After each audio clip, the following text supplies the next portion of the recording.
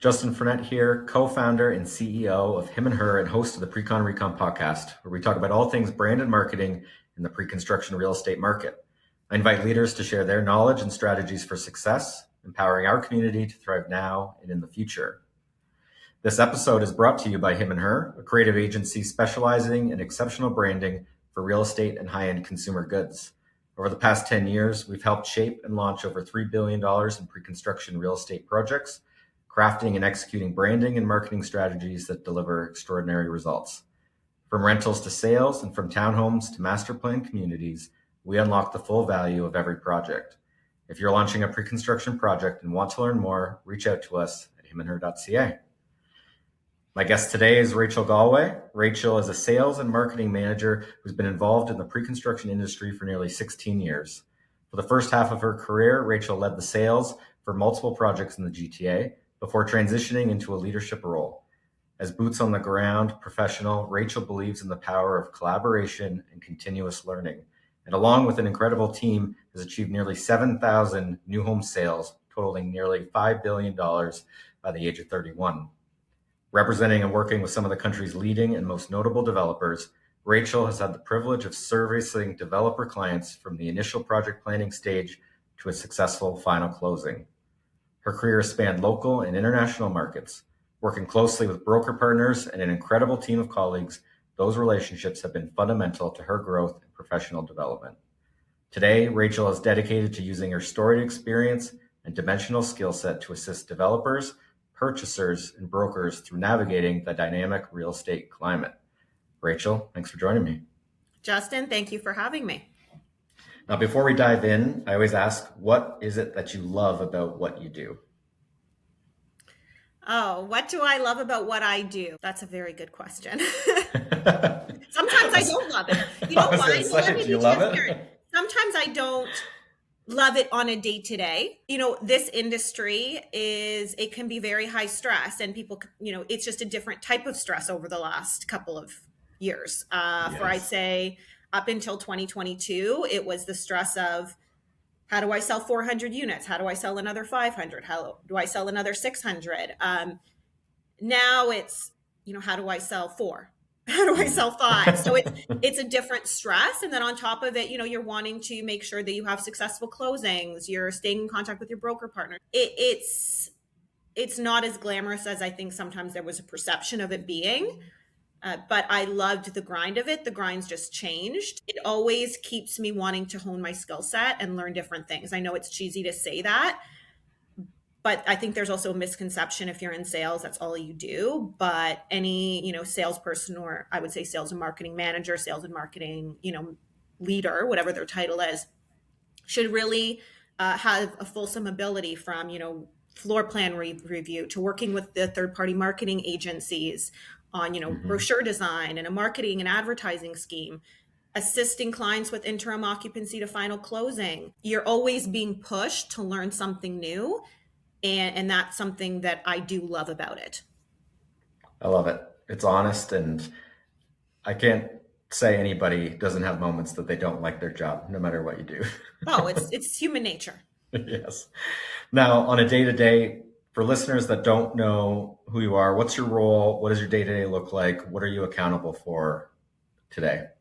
Okay, so on paper, I'm a sales and marketing manager. What I'm accountable for, and this is something that's really been the most consistent for most of my career, is that sometimes I can be accountable for working with our third-party agency partners, whether it's our PR firm, whether it's a third-party marketing agency who's actually working on the creatives, our third-party sales and marketing brokerage. Sometimes it's working with this construction team, reviewing, floor plans with the architect, with the construction manager. So I can be involved in that.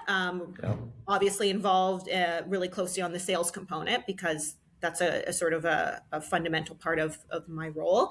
And then also, now that we're getting ready to do our first condo completion, Metro Park, now it's all about how do we get people to have a successful occupancy experience and have a successful closing. So sales and marketing manager is sort of a broad title, and I'm sure you've probably experienced it, Justin, where, it seems like it's very simplistic, but you wear many, many hats, and you basically do whatever you need to do to get something sold and to get something to be closed and everything in between. That sounds 100% accurate. Now, where you are today, how did you get into real estate? I find a mix between my guests. Some, they intentionally chose real estate, but most often it's accidental. What was your path into real estate? I would actually say it was very much purposeful. Okay. Again, because I'm honest, you know, I, when in high school, I worked as a receptionist for a Remax office downtown in Ottawa. And through that, I actually, through college, my job was then transitioned to working as a sales assistant at a downtown sales office because a broker at the Remax knew a developer and said, hey, they need someone part-time. And I was in college studying marketing. And so I was like, oh, this is great. From my first day at that sales office being 18, 19 years old, I was like, oh, I love this. And that was back in the days when sales offices were trailers on construction sites and you had to use a porta potty. You didn't even have a kitchen. You had, a hot plate. But I loved it because I was downtown and I was given a lot of freedom to do sales. I was getting my license at the time.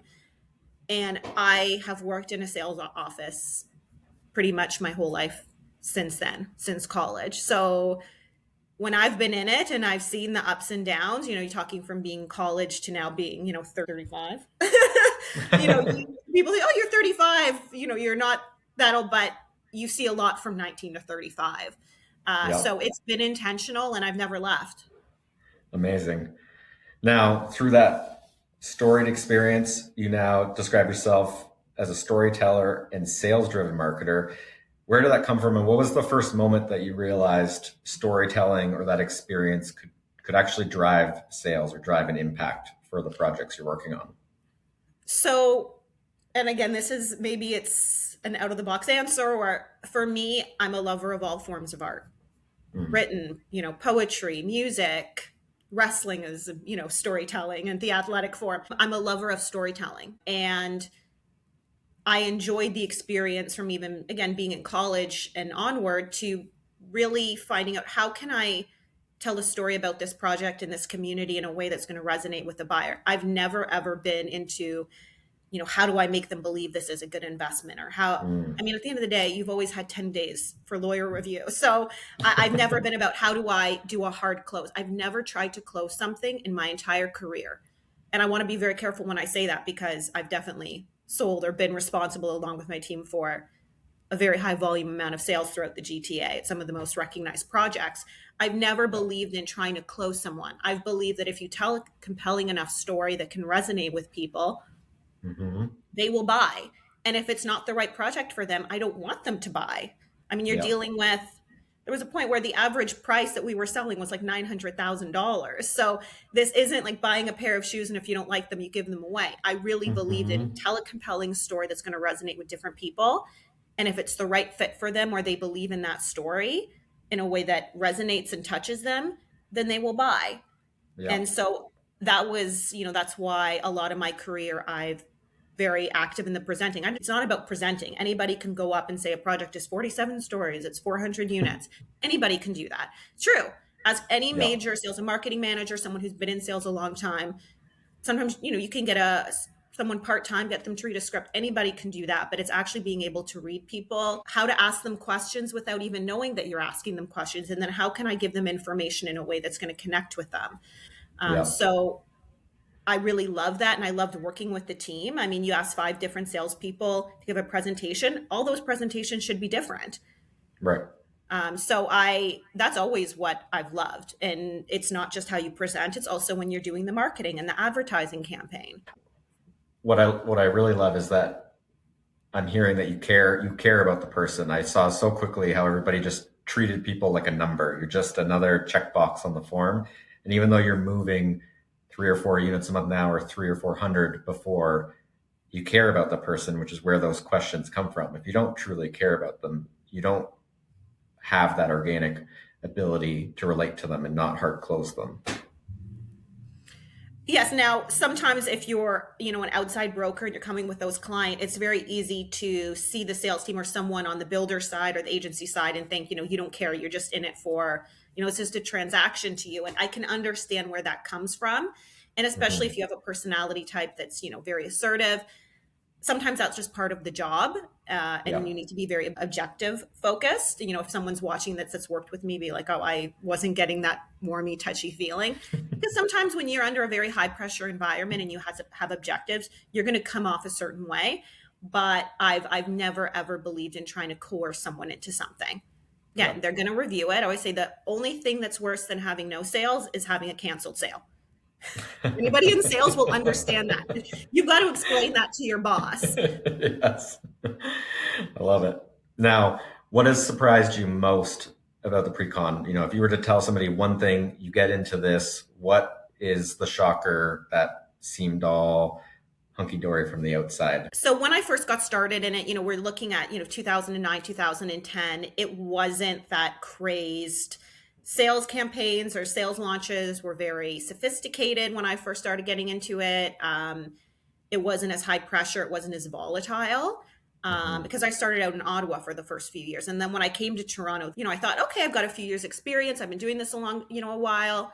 And even though I really threw myself into it when I came into Toronto, seeing how a sales campaign was done in downtown Toronto, and now you're looking at 2014, 2015, 2016. I mean, it was a completely different world for me. It was chaos. And then I just threw myself into that chaos for, the rest of my career. But it was, I think, a big conception. It might have obviously teetered out now that the market's changed in dynamics a lot. But when it was so bullish for so long, a lot of the cooperating, our valued broker partners and sometimes their clients, they have this, perception that, you just sit at the office and these deals come to you and it must be so nice and relaxing. And the pendulum swings both ways. You never quite see what the other side is going through because, it's definitely not, it was never that easy. Yes.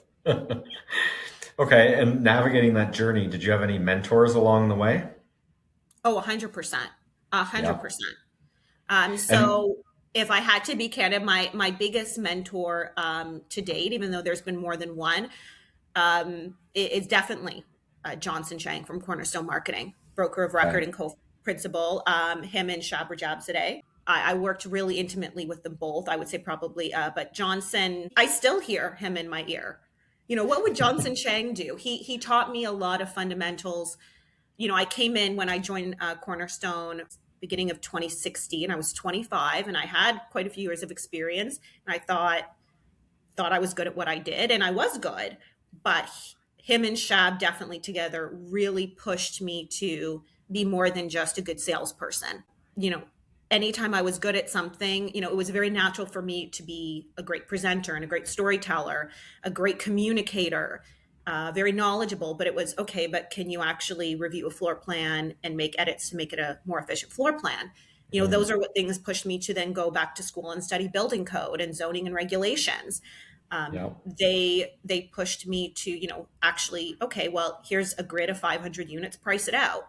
And figure out, what it takes when you do a pricing model to present it to the builder and how to get those sort of the desired average PSF. And then it was now go through the pain of what it's like to allocate those units and, adjust the pricing and requiring, not just myself, the team as a whole to be really strong administrators. Because I can't tell you how many times I've had to write a deal myself at 2 a.m. in the morning for maybe an overseas client just on Adobe because no, I'm not losing this deal because it's a different time zone.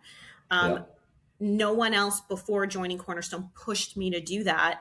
And it wasn't glamorous, and it definitely puts you in an uncomfortable position because if you're a great salesperson, you can make sales, you think, well, isn't that what I was hired to do? And it's like, no, that's not enough. Now you need to be more well-rounded. And I can say that in this economic climate, this real estate climate, those skills are so essential. I don't care what my title is. If you need me to do something, whether it's walk people through PDIs and interim occupancy and final closing, I can do it. Yeah. And I wouldn't have been able to do that if it wasn't because of that mentorship. Okay. And that, is hard in its own way, pushing through that. But what's a hard lesson you learned maybe through failure that really changed a perspective or made you better? Okay, so this may be, I don't know if this is what you might expect. I would say that as many successes that I've had in my career, and I know there's been runs where it seemed like every year, I always say my team because I'm a cog in a wheel. I think I would like to think that I was a critical cog in the wheel, but I was still a cog in the wheel. You can't do it without administrators, operations team, your amazing, sales team, the people above you who give you mentorship. So even though, there were years where it's like every year it seemed to be, we were launching what would become the best selling project in Canada. I can tell you that I would always be scared of like getting fired or, getting in trouble because, okay, you get through that milestone. What's the next milestone? And so for every sort of win that the public sees, I've probably had 10 failures, many failures, whether it's, a major mess up that, could have potentially cost tens of $1 million if I didn't catch it a little bit earlier, but that panic. I would just say my day is just putting out little fires so they don't become big fires. And then if they're bigger, how do I make sure that it doesn't become catastrophic? Minimize the casualties, part of my language. So every day it felt like I used to tell my colleagues, I said, I make 100 mistakes a day. Just part of what experience or skill set can teach you is how to make it so no one knows about it and you can resolve it without anyone knowing. So I've had a lot of failures. And I would say, also just becoming a mother, you realize the currency can change really quick when you are no longer able to work those 14, 16-hour days. Doesn't mean you can get your work done. It just means you can physically be at the office. So you have to change how efficient you are. I always used to say I can work harder, I can work smarter. I'm just not going to sit in an office 14 hours a day. Yeah. And suddenly that perception of your value can change, unfortunately. Yes. There's still a lot of misconceptions or prejudice against women, especially once they are parents. So I definitely got my teeth kicked in a bit through that over the years. And just hearing how kind of there's still mentalities that don't support that. And it's definitely, takes your ego to a different place.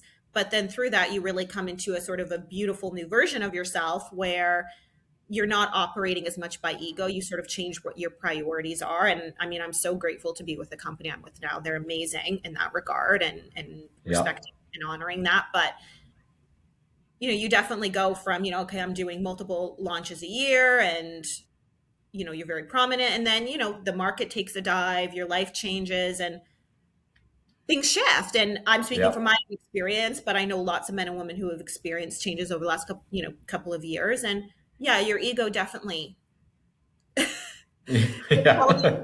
And the reason why I say ego is because nobody gets into sales and marketing unless you're driven by either money or ego. For me, it was always ego. I wanted to be the best. So you kind of have to reshift your mentality. Right. Yep. And your value. Yep. So you talked about the place you're working that is amazing. DBS Developments. Tell me more about them. What are they focused? Why did you choose to work for them? You've worked all over the place. What was it about DBS Developments?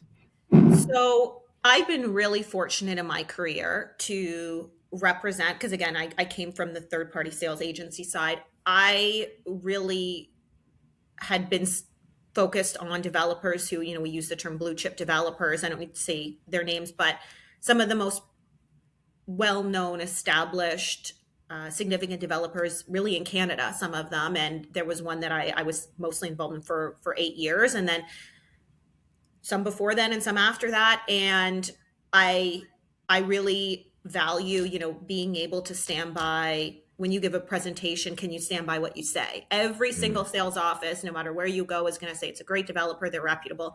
But we've seen in the last couple of years, developers who we said were reputable were not. How they managed projects and how they manage campaigns or communications with clients. And that's not a slight, that's just a reality. I mean, it's in the news everywhere.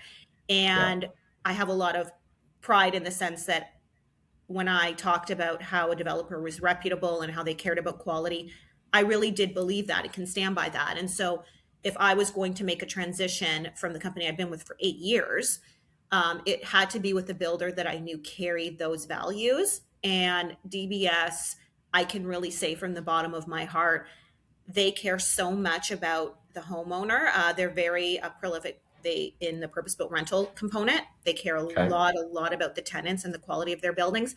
And then once they started pivoting and being active in the condo, sort of the new home field, how they look at the materials and how hands-on the principals are, and the quality. And that really impressed me, because I thought, this is a builder that, if I go into, broker partners that I've known for more than 10 years, and they bring in their clients to the sales office, or they, bring in their clients to maybe consider purchasing, that they're actually putting their clients in good hands. And I do care a lot about our broker partners and the work that they do, and knowing that this is a builder that respects the broker relationship, and, isn't going to put them in a compromising position where they go, hey, I told my client to buy one of your projects and it's not what was promised. I know that that's not going to happen with DBS. And that was really important to me. And they really, obviously, again, were so supportive of really creating a work-life balance. And so it was a really great transition for me. That's amazing. And then on that front, the care, commitment to their word, what does success look like to you and DBS outside of whether the unit's sold or leased? What does success mean? Reputation is huge. And I mean that from the most holistic perspective. I don't think I'm out of line to say this. I've had very, candid conversations with the principals and the team, and they don't say, okay, get a sale done. It's, how do we create a positive experience once people move in? They take the fact that they have such a sort of a storied experience with the purpose-built rental is a great, great service from the condo, and then also our townhomes as well, is that when you have that purpose-built rental mentality, you build quality and you build to last, because you're going to be involved in the repairs and the maintenance. So that's why they care so much about quality and craftsmanship. And they took that approach to the condos, even though once you transfer ownership, you're not the owner anymore. But they know that, well, that's still our legacy. That's still our reputation. Our homeowners are important to us. How do we improve that experience? And that's why, as we get ready for a condo completion this summer and fall, it's how do we make that transition as comfortable and positive for the purchasers as possible. And I can say I've worked with a lot of developers over more than a decade, and I haven't had that dialogue with the developer before DBS where they were that invested in improving the purchaser experience. Yeah, it's amazing. And it's definitely going to be a ruder awakening going the other way. Condo developers who are getting into the purpose-built rental space, realizing that you now have to take care of these people, and they're yours to deal with, and that building you built needs to last. Yeah, exactly. So what are you most excited about? Metro Park, you mentioned. We'll talk about that. Is that the main focus, the main exciting project on the horizon, or is there anything else on the pipeline that you're excited about? DBS definitely has a lot of great projects in the works. We have a great project, a high-rise near Finch and Warden, that I'm so excited for when the time is right for that project. It's an area that DBS has a lot of development prior to. They have purpose-built rentals there as well. Obviously, the timing has to be aligned for that development, but it's something that it's going to be one of the most beautiful projects I've ever personally worked on, and I'm really excited for that one. That being said, for the imminent future, Metro Park, it's not just the high-rise condominium. We've got the townhome blocks, and then we also have a mid-rise purpose-built rental that's under construction. So this is a true, we talk about, mixed density developments. We talk about mixed use developments, because that is so important for a community to have. You've got high-rise condo, you've got a mid-rise apartment building, they have an existing purpose-built rental there, and then we have the townhome blocks. That is a true community where you have people who are renters, you have people who have owners, they're all living together, they're all enjoying green space, amenities. I think that is so positive and really helps to eradicate sometimes the negative misconceptions about being a renter versus a homeowner. So I love that DBS is really dedicated in really many of their developments to putting new homes for purchase as well as purpose-built rentals sort of together in a really in a way that has great synergy and is all about, elevating the resident experience, regardless if you're a renter or if you're a buyer. And it's a beautiful concept, and I'm really proud that DBS is active in it.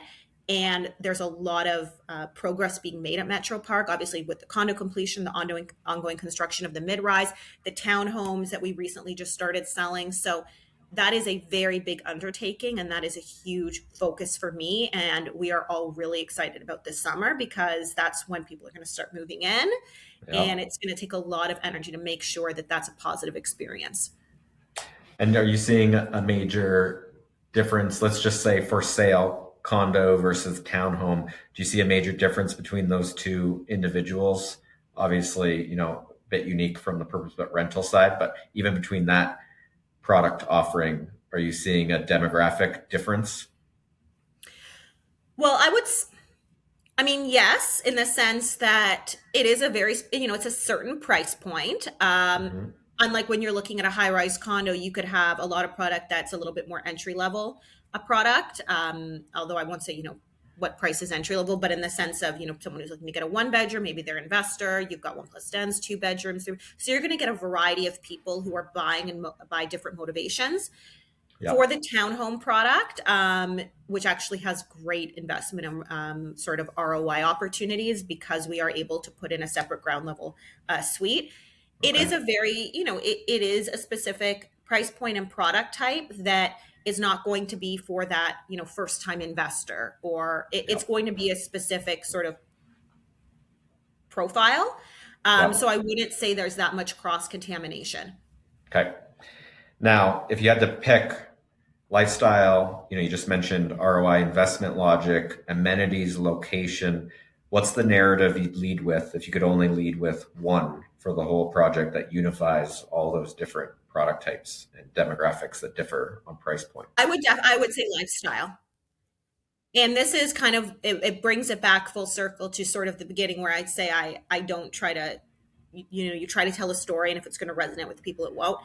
Hmm. People who are drawn to that neighborhood near Don Mills and Eglinton, they may never feel that a downtown lifestyle is for them. They pick that area for a reason. They love the DVP access. They love being close to shops at Don Mills. They love the really unparalleled access to, the green space and the hiking. I mean, that area is just, it's unparalleled. Hiking trails, walking trails, parks. That neighborhood may not be the best fit for someone who wants to be in Yorkville. And Yep. so that's where, when I talk about lifestyle, it is such a great lifestyle for people who that's what they're looking for. And there are a lot of people who love the shops in Don Mills area because of that lifestyle that it offers. They want that easy proximity to a highway. They want to have all the shopping and dining options that you can get near shops at Don Mills, which anytime I go there, I can never get a parking spot. So there are definitely people who want that. It's a great outdoor shopping mall. The green space is amazing. We talk about kids. You want to have that access. And just within the Metro Park community, DBS has dedicated a lot of the land surrounding the condos and the apartments to green space, to parks for children. And that's Yeah. not near Metro Park, that's within Metro Park. So don't even Yeah. have to leave the community to get that, which I tell you, as a parent, you want to be able to just step outside and your kids can play with the other kids within the Metro Park community. I mean, that's a beautiful story. That Yes. any parent or someone in a family can appreciate. But then you also can just hop on the highway and get where you need to go. That is a great lifestyle. Now, again, everybody might be searching for a different lifestyle, but if that's where you are in your life, I think it's a great location for them. I love it because lifestyle, from project conception to branding to amenities to all of it, when it is lifestyle focused, the demographics don't actually matter. Yes, there's nuance of, are you a first time buyer, a downsizer, but it levels the playing field on if you can really craft that lifestyle message. You stand out. There's a niche audience for you, and you separate yourself from the sea of investment and just commodity offering. So I love that. Now, where do you find most products go off the rails? Where have you had the most difficulty? Is it the product? You talked a lot about formalizing the floor plans and layouts that make sense for the person who lives there. Pricing obviously is a challenge. Is it positioning? Is it the quality of the people that you're interacting with? How fast you get back to you? How well you do the PDI process? What's the biggest point that a project fails? That's a tough question because I've never been in a project that went off the rails. And the reason why I say that is not to be cocky. I mean, a lot of that was great timing in the market and everyone did Hmm. well. But, I also want to make sure not to say anything negative about, sometimes you can say things and you don't say what project and it can seem obvious. So I do want to be careful of that because Yep. some things were just timing and it had nothing to do with the sales team or the strategy, and it was just timing. Yep. Um, there are so many months element. I want to be careful how I say this. Yep. Um, there was a time where pricing was very, very bullish, and some developers and even some brokers who, maybe were doing really well, really fast, and got into real estate maybe because it was a great opportunity. It's easy to lose sight of, we're asking $1,500-$1,600 a square foot, and is there that same energy into the functionality of the floor plan? Is this a floor plan somebody can actually live in and grow in? You're a lot of 2 bedrooms that you're looking at 600 square feet, and it's who can actually live and function in that. I'm not saying it's bad product. It might look really great and efficient on a 2D marketing plan, but when it's actually finished, what's the breathability of that? And prices were pushed at a point where they were very, very, very aggressive. $1,600 a square foot used to be just if you were Yorkville or King West. And then suddenly it was locations that were still very much in development. And I'm not saying this in a negative way. I've been involved in projects where we definitely push that pricing to a certain point. I think we've seen that people sometimes when they are buying, I always say sometimes it's like a mob mentality. Everyone just sees everybody buying. They have fear of missing out. Let me just buy, just want to get in. And we were all part of that sort of frenzy. But now that things have stabilized, I think that a blessing in it is that it's really forced developers, the third-party agencies, the brokers who are working closely with their clients. And there are so many amazing pre-construction brokers that value their clients. They care about long-term clients because it's not just making the sale. We want to help them rent it out. We want to help them with their investment portfolio. I mean, countless that I've had the privilege to work with. It's okay. Let's actually really be thoughtful about the builder that we're selling for, the project that we're going to have our clients buy in, and the floor plan, and make sure it's something that's actually going to be a value and a smart investment for them. Yeah. So it's a long storied question. Yeah. Sometimes you can do things that maybe you shouldn't do, but because the timing in the market's great, you don't get burnt by it. But now it's forcing everyone to be hypercritical and thoughtful about what they're doing. Yeah. Is it a real product? Would you want to live in it? Like the floor plans were one of the first things we noticed that nobody was giving proper attention to, of like, is this truly something you want to live in? Because how many projects are there like, 2 or 3 floor plans aren't selling because the time wasn't put into making sure, is that an actual livable unit? I love it. Now, presentation centers, you did open in East York, a presentation center. How important do you feel that is to the purchaser in today's market? And what do you want them to feel that first minute they walk in? So I am a huge advocate of a presentation center. I know that there was a period with COVID, and then it just, there was the constant, back in the office, not in the office, and then Omicron was coming around, and a lot of deals, just by virtue of necessity, really became all virtual. During that time, I would say because real estate was considered an essential business, is that we actually stayed, other than, some periods where we had to shut down. I did 3 major launches in 2020, 3 major in 2021, literally going right until I was about to go into labor. And they were all in the office. Now, deals might have been sent electronically, and we obviously had to change our policies and how we made sure to do safe distancing and people wearing masks, and how many people were allowed in the office. Of course, we had to change to make sure that we were safe and responsible, but we still brought people into the office because we still wanted to give people the purchasing experience of, we're going to give you a presentation. We're going to talk about the builder. We're going to talk about the community. We're going to go through the scale model. We just have to stand really far from each other, but we're still going to do this. And I understand why some companies weren't able to do that, why they didn't. But I've always fortunately been able to sort of facilitate the sales through the sales office. And that's why when we unveiled our DBS presentation gallery at the beginning of the fall, which we spent over a year just really, again, I talk about DBS and that care and craftsmanship. We wanted that sales office to be a timeless experience where when direct buyers, they come in, they know, okay, DBS cares about quality. They care about the product that they build. That's what that sales office is really meant to give, regardless of what we're selling from there, because it's really going to be there long term. I am a huge advocate for it. Yes, sales can be done through Zoom. They can be electronically, but purchasers, you can't replace that feeling of being able to touch and feel. And we know that person to person communication, you can just have a little bit more seamlessly in person when you're able to. Yeah. Seeing a scale model in person is different than, pictures, and having that dynamic discussion. And, how I talk about being able to get information from clients and really express information to them that's going to appeal to them and resonate them. You need to have that in-person energy to sort of pull off and say, okay, this is the tone I'm getting from them. Maybe I should focus on these details because this is going to be more important to them as a buyer than maybe these other details. You don't quite have that same fluidity in person. And I'm a huge advocate of in-person sales, but again, I also understand that sometimes it wasn't always safe or responsible. But I mean, been in a sales center my whole life, so you will have to pull me out of there. I will always be there.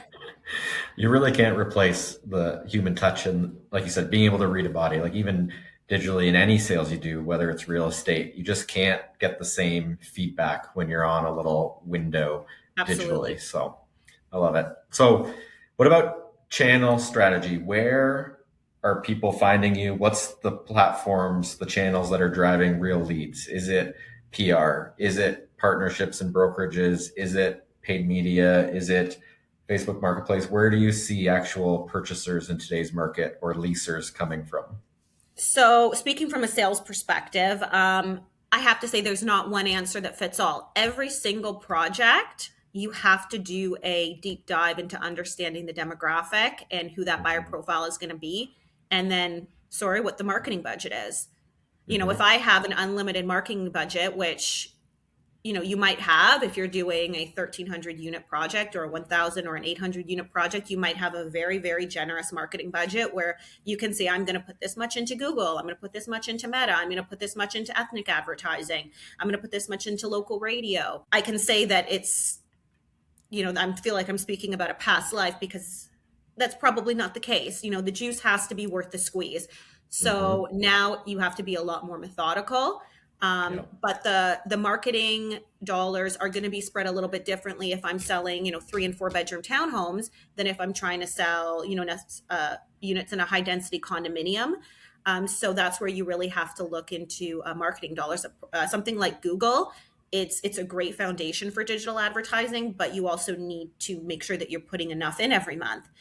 If you're selling inventory that may not make sense, it may not even be within your marketing budget. So that's where you really have to rely on great third-party marketing agencies who can provide counseling, your sales and marketing agency who can provide counseling, and working with them to get feedback and really monitoring. Like every week, I'm going to look at these digital reports from this place. If you're advertising ethnic media, Korea Times, Singtao, okay, let me get the reports on impressions, the click ratio. I can tell you that when things are going great, you're not micromanaging that. You just know the leads are coming in. But in the last couple of years, when you have to be very, very thoughtful about your marketing dollars and how you're spending it, you need to make sure you're having frequent collaborations and you're frequently revisiting. Okay, maybe for the first 6 months, putting this much money into this made sense. Now we're seeing we're at a stalemate.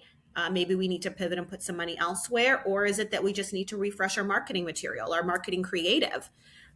So it's being a lot more thoughtful, like how can I make that dollar as effective as I can, whether you're a third-party sales agency making those calls, working with them, you're in-house with the builder. You have to be a lot more methodical about that because you have to really answer for every dollar that you're asking a builder to spend. It has to make sense. Totally. Yeah. And that's where our, even technology and maturing, not just the developer, but the brokerage or the sales team or whoever it is, the marketing agency, to get better tracking and better ROI on that. Because when you have a set budget for, especially, even if you just say, whether it's for sale or purpose-built rental, that budget has to spread over a certain period of time. You can't blindly spend your ad everywhere when you could realize very quickly radio's not working or TikTok's not working and redirect those funds sooner than later to really maximize the leads that you're driving the team. So now if you had to cut a heavy amount of your ad spend, what would be the 1 or 2 channels you'd focus on? If you were really in a hard place, what would be your focus? It depends again on what type of project I'm selling. You do need to have a digital presence. Most of the time I would advocate. So I would still probably want to make sure there was funds to go to, whether it was Meta, because you do get a great pool with Meta. It's just not as concentrated. I would need to know my number. I can't give blanket. And the reason is that if you say my budget's cut from 50,000, well, is my budget cut from 200,000 to 100,000? Is my budget cut from 25,000 to 15,000? That's going to change, because there's some spending that are absolutely, I think, fundamental if you can put a certain base amount to do it. Yes. Yeah. But if you can't, then you're just throwing money away. Totally. So I'm the worst for these questions, because it's like, I need details, but I do believe in an online presence. We know that. I'm not saying anything everyone doesn't know, but whether I'm going to put that into LinkedIn targeting, whether I'm going to put it into Meta, whether I'm going to put it into Google, whether I'm going to put it into, other digital ethnic media, really depends on whether I'm dealing with this or this or this. Yeah. Okay. Now, what's the 3 biggest objections you're getting today? So price, obviously, everybody knows price is a problem. Beyond price, where are people struggling to make a purchase decision that you're seeing? Well, I would say the no sense of urgency. And this isn't something that is unique to me. I think, anybody working at the sales office can say that. You could be offering a truly great product, and you could be offering at really a sharp price point. A lot of builders are realistic now, and they understand the market and the class. Sometimes it takes them a while to adjust, but let's face it, everyone's sort of aware of the realities. It's not new information, and purchasers can come in and see. And again, I'm not speaking specifically me. I'm talking about generally a lot of feedback, with colleagues that I've known for years that are in the thick of it, cooperating brokers can bring in clients, and they'll admit that the product is great. They think the builder is great. They think the location is great, but there's no sense of urgency. And sometimes, when I always say people sometimes make decisions based off of headlines, and there's that sense, well, I think things are going to get worse, or I think things are going to get better. And so it's almost the reverse of a few years ago, which was, I have to make a decision now because the price is going to go up tomorrow. The price might even go up if I come back at dinner time, because let me tell you, sometimes that happened. The price would be different. And there was a real sense of urgency. And I'm not saying that was necessarily the best experience for purchasers, but they made decisions based off of that. This sales office has 300 people in it right now. I need to make a decision quick well, maybe if I just, wait, or I'm going to go on my vacation, and, I might look at some other places. It's passive. It doesn't mean that they won't buy. They just don't have any pressure to buy right now, and you can't push them, because it's really that's where what you talked about at the beginning, which is really listening to them and not being pushy, because the reality is, if they're not rushed, well, then you have to continue to nurture them. To nurture them, your budget now needs to go farther, because it's not 6-10 newsletters to a launch and you're selling out. You have to hit that person over a number of weeks, or maybe even months, until they're ready to purchase. And now your budget and your team and that effort you have to put in that deal is going even farther, which is what we're seeing across the board. You need more content and more touch points that aren't overly aggressive and salesy. Absolutely. And that's why I think we're seeing, the brokers that really, let's face it, the cooperating brokers, they so important for bringing in the clients and giving you that real-time intel. We've seen it where, the agents that have those long-standing relationships, they value clients, they have integrity with what they do. They're active, and, they weren't just trying to do it for a quick sale. They value their clients, and unlike, maybe taking 1 or 2 times to do a deal, it might be coming in several times over several months to facilitate a sale. And it's by keeping that consistent touch point, bringing in the client. And, when you're on the builder side or the sales agency side, you might be working and nurturing that client with that agent for months. Right. It may mean coming in Friday at 9 a.m. It might mean, sporadic hours, because you just, what can we do to help facilitate this? Okay, Rachel, I have one last question. Looking forward to the year ahead, what capabilities do you think are needed to be successful as either the developer, as the builder, as the sales agent? What do you think is the one trait that's going to lead to success this year? So define success. Is it success at sales, or success by surviving and sticking around? Because that is success right now. That is success. Let's say survive. I like that. To maintain a presence in this industry, because we've seen a lot of people who had been in this game for a long time pivot, and sometimes they pivot because they've done their time and they're gotten what they wanted out of them, pivoted because of necessity.